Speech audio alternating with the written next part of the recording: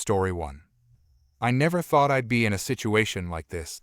I've been living in this duplex for almost 7 years now with my roommate. We're both healthcare workers. I'm a nurse at the downtown hospital, and my roommate works as a physical therapist at the rehabilitation center. We've always paid our rent on time, kept the place in good shape, and had a solid relationship with our previous landlord.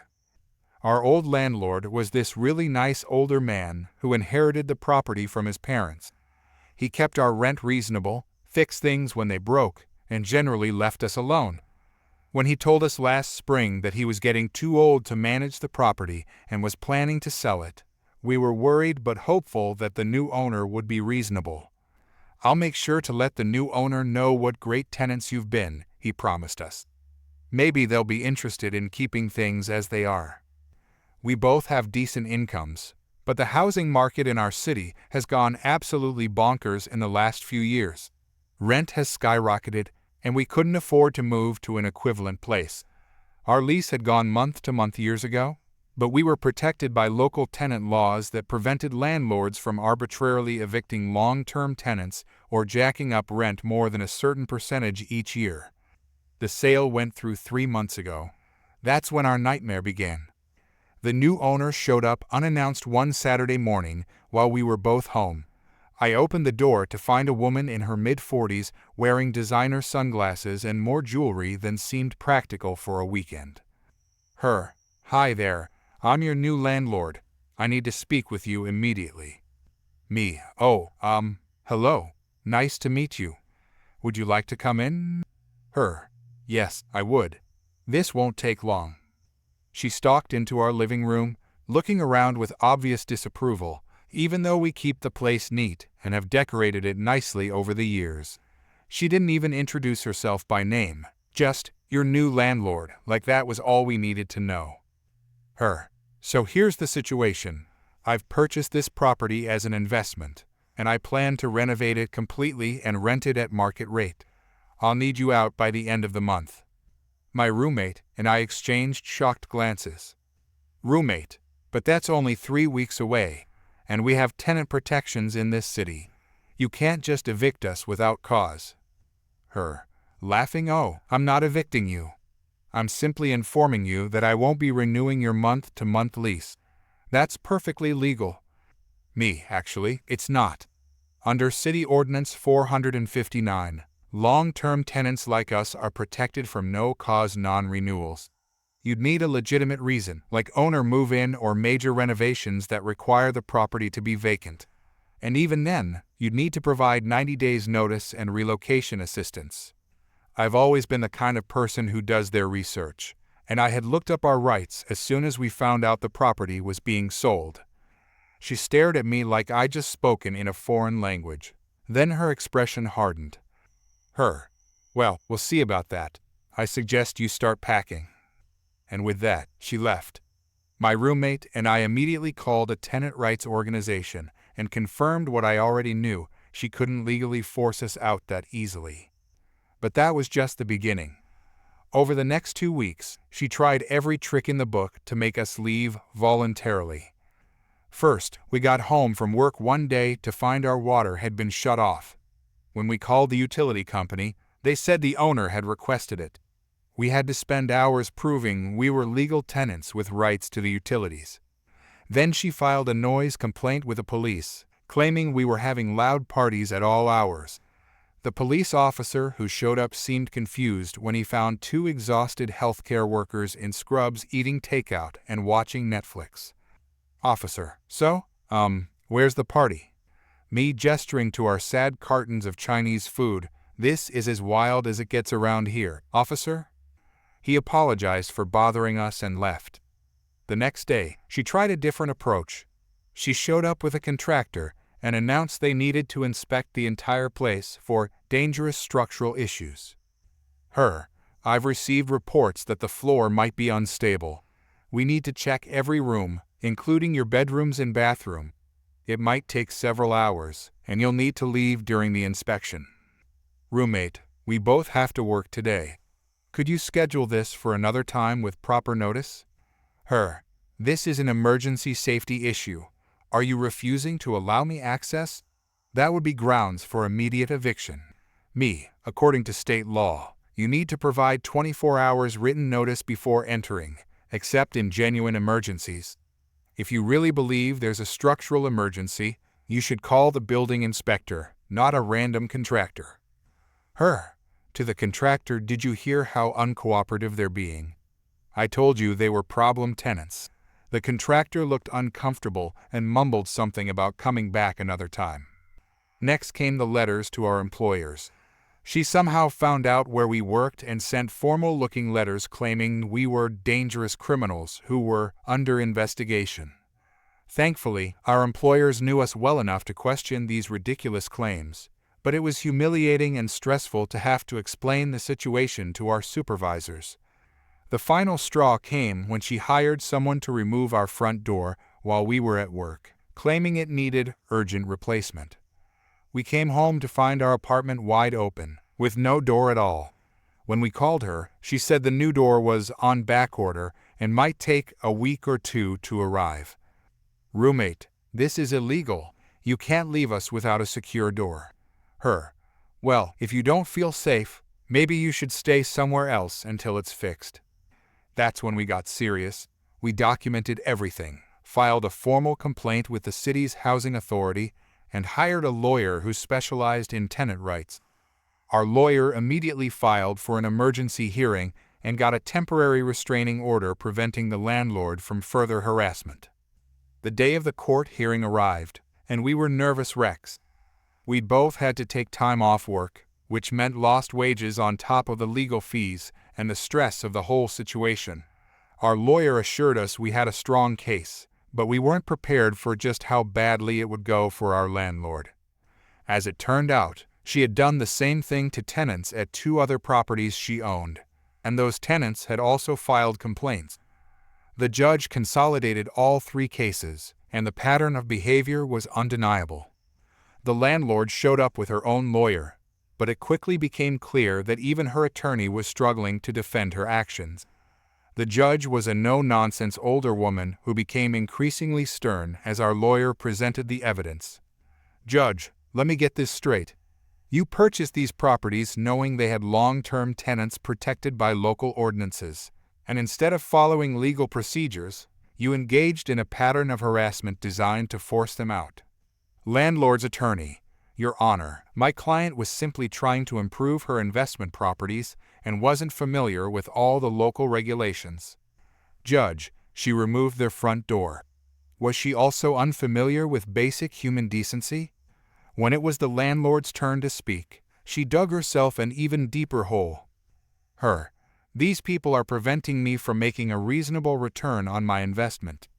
The previous owner misled me about the potential rental income.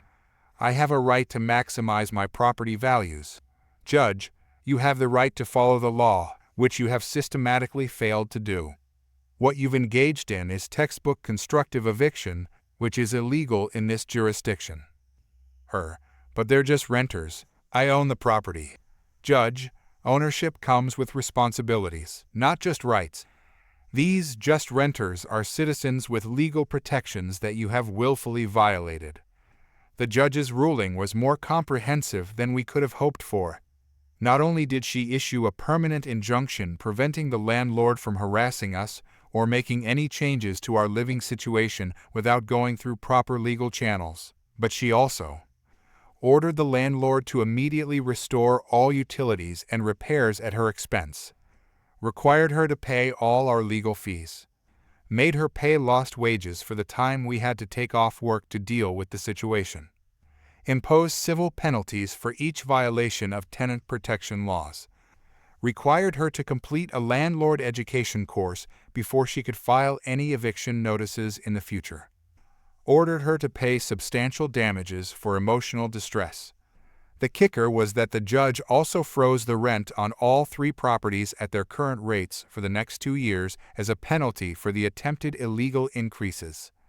As we left the courtroom, our landlord was in tears, arguing with her attorney. We later found out through the grapevine that she had leveraged herself heavily to buy these properties, counting on being able to immediately increase the rents to cover the mortgages. With the court ruling, she was now underwater on all 3 properties and couldn't afford to keep them, but also couldn't evict the tenants or raise the rents to make them profitable. Last we heard, she was trying to sell the properties at a loss, but potential buyers were being scared off by the court-ordered rent freeze and the occupied units with protected tenants. Meanwhile, we're still in our home, with a properly installed front door, working utilities, and the peace of mind that comes with knowing we can't be bullied out of our legal rights. The tenant rights organization that helped us has asked if we'd be willing to share our story at their workshop for other renters, which we're happy to do. I never wanted to be in a legal battle with anyone, let alone someone who literally holds the keys to my home. But sometimes you have to stand up for yourself, especially when the other person is counting on you not knowing your rights or being too intimidated to enforce them. The most ironic part, if she had just followed the law from the beginning, given proper notice, offered the legally required relocation assistance, or even tried to negotiate with us in good faith, we might have been willing to move. Instead, her entitlement and illegal tactics cost her everything, while we get to stay right where we are. Some people really do bring their problems on themselves. Story 2. I never thought a simple trip to the grocery store would turn into such a spectacle. But I guess that's what happens when entitled people think the world revolves around them. Let me give you some background. I'm a college student working part-time as a bagger at Super Save Grocery to pay for my textbooks and living expenses. My parents help where they can, but after my dad lost his job at the factory last year, things have been tight.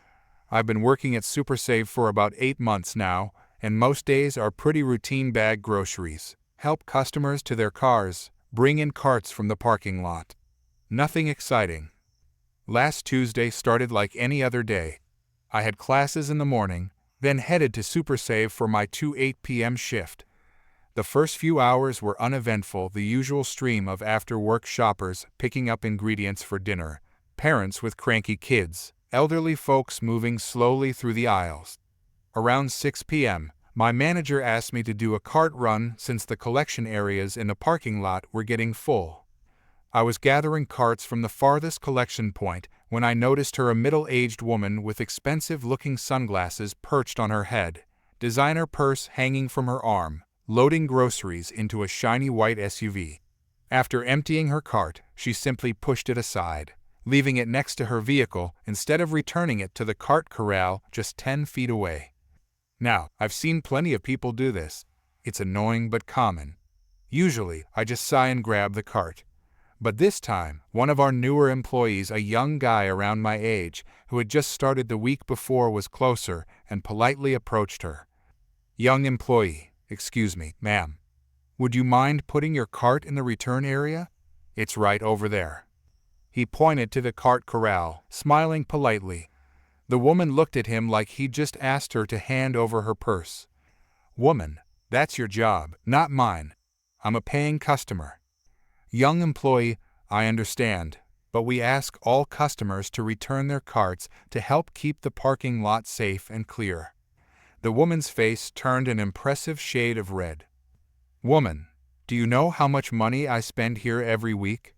The store employs people like you specifically to collect carts. Why should I do your job for you? By this point, I had moved closer, pushing my train of collected carts. I wasn't trying to eavesdrop, but it was impossible not to hear her raised voice.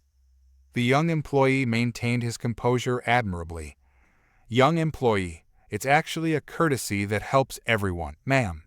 It prevents carts from rolling into cars and… Woman, I don't have time for this nonsense. What happened next left me speechless. The woman grabbed her cart and forcefully shoved it not toward the corral, but directly at the young employee. He jumped back, but the cart still clipped him before crashing into a parked car. The metallic sound of cart meeting car made me wince. It left a visible dent in the door of what looked like a fairly new sedan. I was about to approach and check if the employee was okay when the woman did something even more outrageous.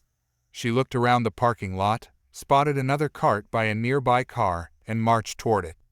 The cart was full of bagged groceries, and a receipt was taped to one of the bags. Clearly someone had already paid and was perhaps loading their other purchases or helping an elderly relative into the car. Without hesitation, the woman grabbed this cart and started pushing it toward her SUV. Young employee: "Ma'am, those aren't your groceries. Someone already paid for those." Woman: "Mind your own business. These are mine." I couldn't believe what I was seeing. The young employee pulled out his phone, presumably to call our manager or security. I abandoned my cart train and rushed over. "Ma'am, you can't take that cart. Those groceries belong to another customer." Woman: "Who are you to tell me what I can and can't do? Get away from me, or I'll report you for harassment." Just then, the rightful owner of the cart, an elderly man using a cane, emerged from between some parked cars. He looked confused and distressed. Elderly man: "Excuse me, that's my cart. I just paid for those groceries." Woman: "No, these are mine." "You're confused, old man." The elderly man's face fell, and I felt a surge of anger. This was crossing every line. "Ma'am, the receipt is literally taped to the bag. It has his checkout information on it. Please return this cart immediately." Woman: "I don't have to listen to minimum wage workers telling me what to do." By now, a small crowd had gathered. Someone must have gone into the store because our manager came hurrying across the parking lot. He's a tall, no-nonsense guy in his 40s who doesn't tolerate customer abuse of his staff. "Manager, what's going on here?" Before I could explain, the woman launched into her version of events. Woman: "These employees are harassing me. I was simply getting my groceries when they started accusing me of stealing." The elderly man spoke up, his voice shaking slightly. Elderly man: "She took my cart. I paid for those groceries not 5 minutes ago." Manager: "Ma'am, please return this gentleman's purchases immediately." Woman: "These are my groceries. I'm a loyal customer, and I'm being treated terribly." Our manager, having dealt with difficult customers for over 2 decades, simply reached for the receipt taped to one of the bags, removed it, and examined it. Manager: "This receipt shows these items were paid for by this gentleman 11 minutes ago at Register 4. Your name isn't on this receipt, ma'am." The woman's strategy shifted instantly. Woman: "Fine, take them. I don't need this abuse. I'm leaving." She abandoned the stolen cart and started walking back toward her SUV. But our manager wasn't done. Manager: "I also understand you damaged a vehicle with your cart after refusing to return it properly. Is that correct?" At this point, another employee had arrived with the owner of the damaged car, a woman in scrubs who looked like she had just finished a long hospital shift. She was staring at the dent in her car door, clearly upset. Woman: "I didn't damage anything. These people are all lying." Car owner: "I just got this car last month." The entitled woman ignored this and continued toward her SUV, fumbling in her purse for her keys. Our manager, however, had had enough.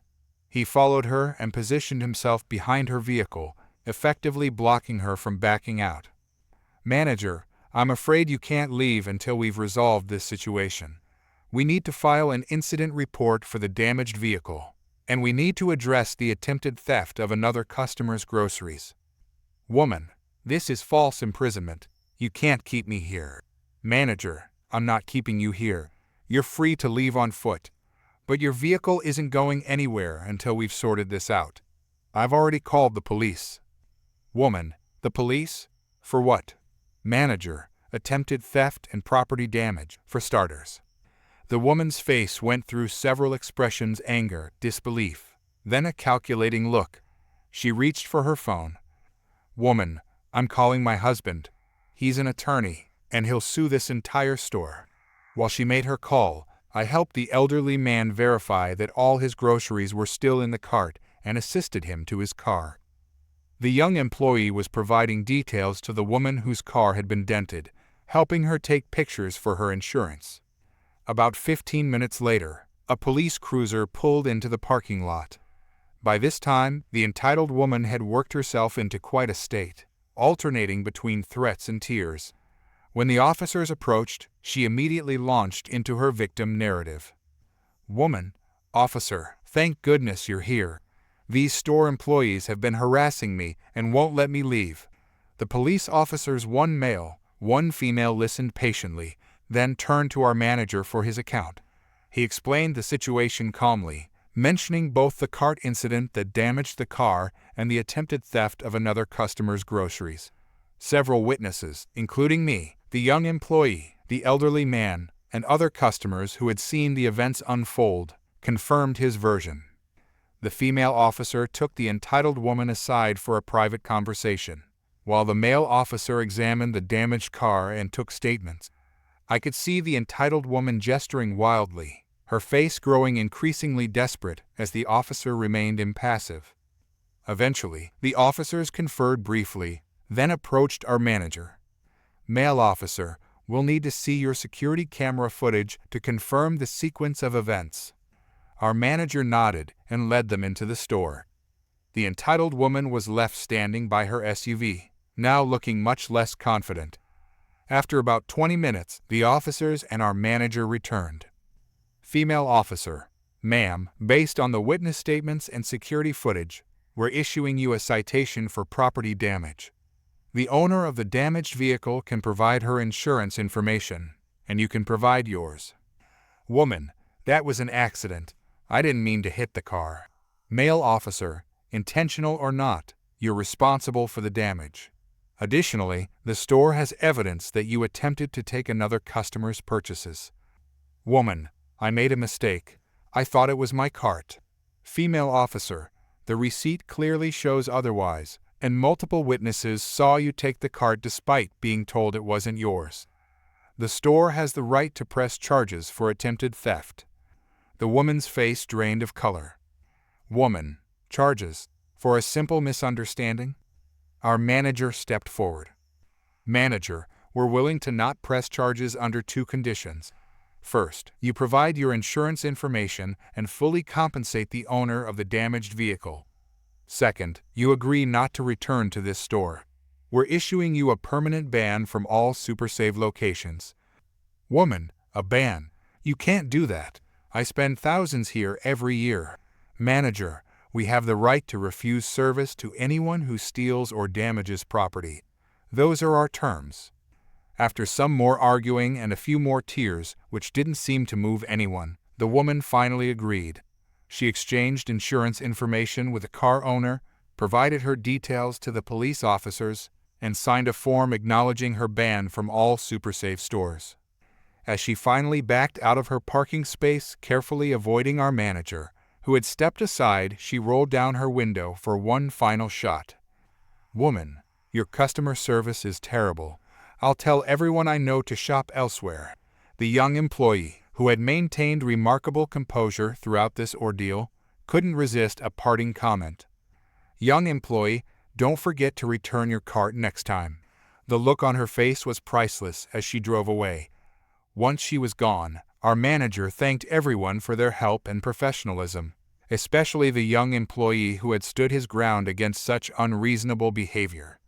Later that evening, after checking out the elderly man's groceries for free as an apology for his trouble, our manager gathered the staff for a brief meeting. Manager: "Unfortunately, we deal with entitled people regularly in retail.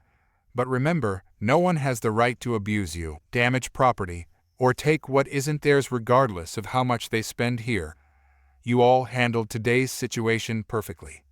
It's been 2 weeks since the incident, and we haven't seen the entitled woman again. The security footage of her trying to steal the elderly man's cart has become something of a legend among the staff.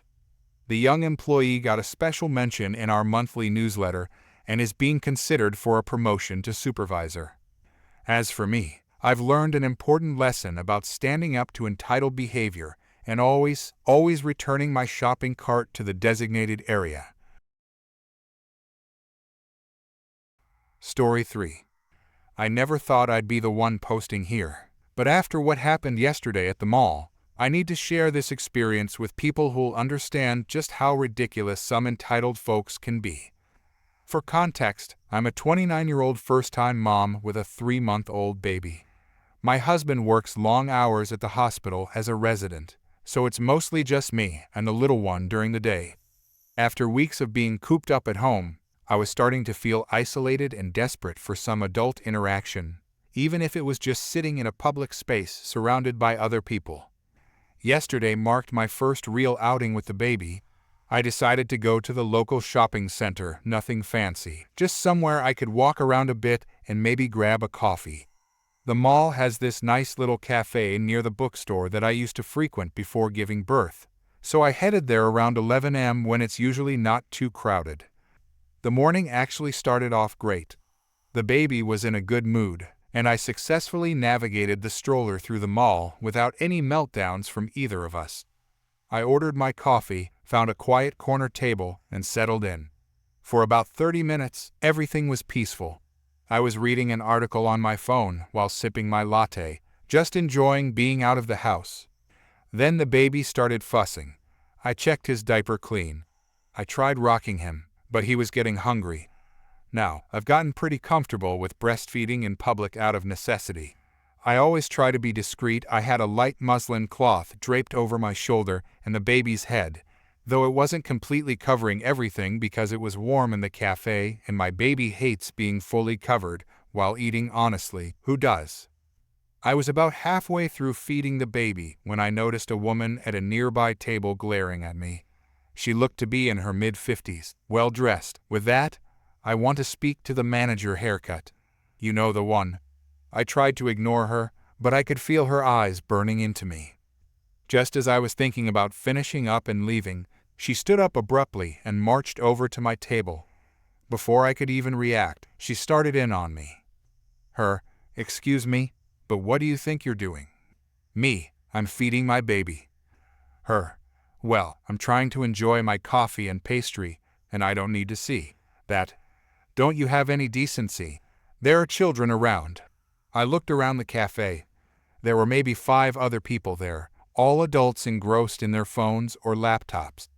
Not a single child in sight. Me, I'm sorry if you're uncomfortable, but my baby is hungry, and I have every right to feed him here. Her, not like that you don't. You need to go to the bathroom or your car, or at least cover up properly. Me, I am covered, and I'm not going to feed my baby in a bathroom. Would you eat your lunch in a public restroom? That seemed to really set her off. Her face got red, and she raised her voice. Her, listen here, young lady. I have grandchildren, and I know what's appropriate and what isn't. You millennials think you can just do whatever you want wherever you want. A few people were starting to look over at us now. I felt my face getting hot with embarrassment, but also with anger. I'd done my research before having the baby. I knew my rights. Me, ma'am, breastfeeding in public is protected by law. I'm not doing anything wrong or inappropriate. I'd appreciate it if you'd return to your table and let me feed my child in peace. I thought that would be the end of it. I was wrong. She switched tactics so fast it almost gave me whiplash. Her, wait a minute. Let me see that baby. She actually tried to move my covering cloth, and I jerked away from her. Me, don't touch me or my baby. Her, that baby looks exactly like my nephew's son. I think you've kidnapped him. At this point, I was completely floored. The accusation was so outlandish that I almost laughed, but the woman seemed deadly serious. Me, that's ridiculous. This is my baby. Her, prove it. Show me identification for the baby right now. Me, I don't need to prove anything to you. Please leave us alone. Her, if you have nothing to hide, you'd show me proof. I'm calling security right now. And she did. She pulled out her phone and actually called the shopping center's security office, all while standing over my table. I was shaking at this point, partly from anger, partly from anxiety. The baby had stopped feeding and was starting to cry, sensing my distress. A young barista from behind the counter approached us cautiously. Barista, is everything okay over here? Before I could answer, the woman jumped in. Her. This woman is exposing herself indecently in public, and I believe she may have abducted this child. He looks exactly like my grandnephew. The poor barista looked completely out of his depth, glancing between us uncertainly. Barista, ma'am, breastfeeding is allowed in our cafe, and as for the other accusation, I think that's a matter for security or police. Her. Well, security is on their way, and I'm calling the police too. She dramatically dialed 911, and I heard her reporting a possible kidnapping and indecent exposure at the mall cafe. By this point, I was feeling overwhelmed. The baby was full-on crying now, and I was trying to comfort him while also dealing with this bizarre situation. About 5 minutes later, a security guard arrived, followed shortly by 2 police officers. I was still trying to calm my baby, who was upset from all the commotion. The woman immediately rushed up to them. Her, officers, thank goodness you're here. This woman is breastfeeding without properly covering up, and I'm certain she's kidnapped this baby. He looks exactly like my nephew's son. The first officer, a woman in her 30s, approached me calmly. Officer, ma'am, I understand there's been a complaint. Can you tell me what's going on? I explained the situation as clearly as I could, trying to keep my voice steady, even though I felt like crying from stress. I was just feeding my baby when this woman came over, demanded I cover up, even though I was already using a covering cloth, and then randomly accused me of kidnapping my own child. The second officer was speaking with a woman who was getting increasingly animated. I could hear snippets of her conversation. She was claiming that she was absolutely certain the baby was her relative and demanding they arrest me immediately. The female officer asked for my ID, which I provided, along with pictures on my phone of me in the hospital with the baby right after birth. She reviewed them and nodded. Officer, do you have the baby's birth certificate with you, by any chance? No, I don't carry that with me, but I have digital copies of his medical records on my phone. They have both my name and his on them. I showed her those as well. Meanwhile, the security guard was speaking with the cafe manager, who had come out to see what the commotion was about. The manager mentioned that they had security cameras covering the cafe area. The female officer asked if they could review the footage of the incident, and the manager agreed. While the security guard and the male officer went with the manager to check the footage, the female officer stayed with me and the still agitated woman, keeping us separated. The woman was getting increasingly frustrated that she wasn't being taken at her word. Why are you wasting time checking cameras? I told you what happened. She kidnapped that baby and was exposing herself in public. Officer, ma'am, we need to investigate thoroughly before taking any action. Please be patient. This is ridiculous. Do you know who I am? My husband is a partner at Davidson and Richards law firm. You'll be hearing from him about this. About 15 minutes later, the male officer and security guard returned. The officer pulled his partner aside, and they spoke quietly. I saw the female officer nod. Then they both approached us. The female officer addressed me first. Officer, ma'am, we've reviewed the security footage, which confirms your account of the events. You've done nothing wrong, and you're free to continue your day. I apologize for the disturbance. Then they turned to the woman, whose face had suddenly lost all its color. Officer, ma'am, the footage clearly shows you approaching this woman and her baby unprovoked and making what appear to be false accusations. Can you provide any evidence to support your claim that this is your nephew's child? The resemblance is so strong. I was just concerned. Officer, do you actually have a grandnephew? The woman hesitated. Yes, of course I do. Officer, what's his name and age? Christopher. He's about 3 months old. Officer, and have you seen Christopher recently? No. My nephew and I had a falling out, so I haven't seen the baby in person, but I've seen pictures. The officers exchanged a glance. Officer, ma'am, making a false police report is a serious offense. Additionally, harassing this woman and her child and attempting to interfere with her legal right to breastfeed could potentially result in additional charges. The woman's attitude changed completely. Suddenly, she was all apologies and excuses. I was just concerned. There have been so many child abductions on the news lately, and the baby really does look like what I imagine my grand-nephew would look like. I was just trying to be a good citizen. Officer, ma'am, please take out your ID. The woman fumbled in her purse and produced her driver's license. The officers took down her information. Officer, we're going to have to issue you a citation for filing a false police report. You'll need to appear in court on the date indicated. Additionally, the shopping center security has informed us that they'll be issuing you a ban from the premises due to your behavior. A ban? You can't be serious. I shop here all the time. Security guard, ma'am, we have a zero-tolerance policy for harassing other patrons. Based on the video evidence, you'll be receiving a formal trespass notice prohibiting you from entering this shopping center for the next year. Her face went through about 5 different expressions in rapid succession: shock, disbelief, anger, embarrassment, and finally a weird sort of acceptance mixed with lingering indignation. The officers escorted her outside to complete the paperwork for her citation. The security guard apologized to me and then followed them out. The cafe had gone completely quiet during this whole ordeal, but once they left, the manager approached my table. Manager, I'm so sorry about this incident. Your coffee and any food you'd like are on the house today. Several other patrons came up to express their support too. An elderly woman at a nearby table patted my arm and told me she breastfed all 4 of her children back when people really would have kicked up a fuss, and that I was doing a great job. That almost made me cry more than the confrontation itself. I stayed for another half hour, finishing a fresh coffee and a muffin that the barista brought over. By then, the baby had settled down and even fell asleep in my arms.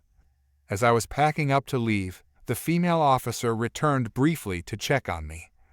Officer, just wanted to make sure you were okay before we left. That woman has been issued her citation and escorted off the property.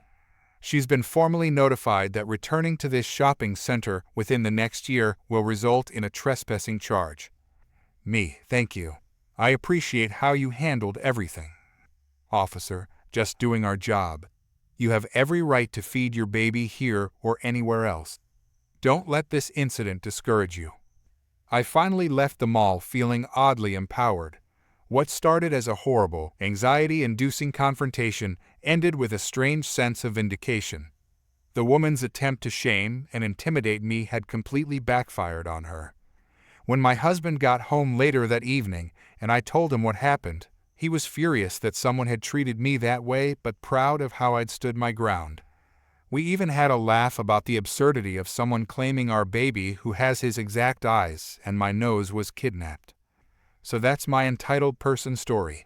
I never expected to be accused of kidnapping my own child while simply trying to enjoy a coffee, but at least justice was served in the end. And honestly, I'm going back to that cafe next week. I refuse to let one entitled person ruin what should be a normal, everyday activity for new parents.